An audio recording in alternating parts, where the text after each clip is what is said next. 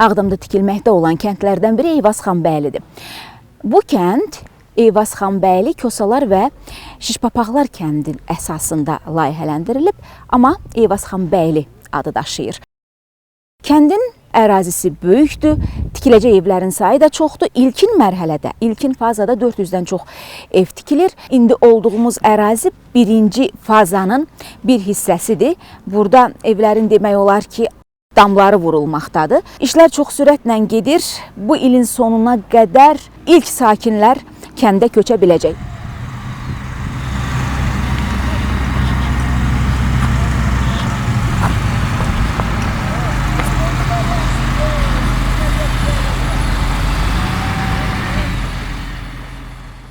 Eyvazxanbəyli kəndi 300 hektar ərazidə planlaşdırılıb.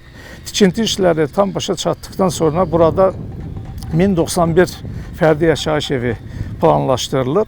İndi birinci fazada olan tikinti işləri həyata keçirilir. Birinci fazada 427 evdən ibarətdir. Fərdi yaşayış evləri 2, 3, 4 və 5 otaqlılardan ibarətdir. 5 otaqlı evləri 2 mərtəbədən, qalan digər evlər isə 1 mərtəbədən ibarətdir. Eyni zamanda birinci fazanın tikintisində məktəb, uşaq bağçası, tibb məntəqəsi, bayraq meydanı və digər məişət obyektlərinin tikintisi nəzərdə tutulmuşdur. Çalışırıq ki, keyfiyyət işlərinə daha çox önəm verək. Misal üçün bunu göstərmək olar ki, xarici divarların istilik izolyasiyasında termolyuk materialından istifadə olunur. Bu 80 mm-lik daş yunu əvəzinə biz 20 mm-lik termolyuk qatından istifadə edirik. Həmin o 20 mm-lik 80 mm-lik daş yununu əvəz edirik texniki göstəriciləri olaraq. Sözü gedən termolyuk materialı Ağdam ərazisində kənd olaraq ilk dəfə Eyvazxanbəyli kəndində tətbiq olunur. İndi hal-hazırda tikinti mərhələsinin demək olar ki,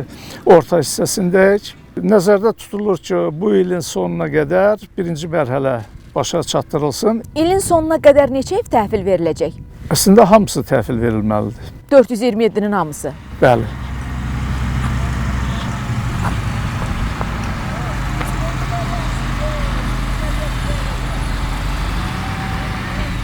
Eyvazxanbəyli kəndi həm də Qarabağ atlarının mənzil qərargahı kimi tarixdə qalıb.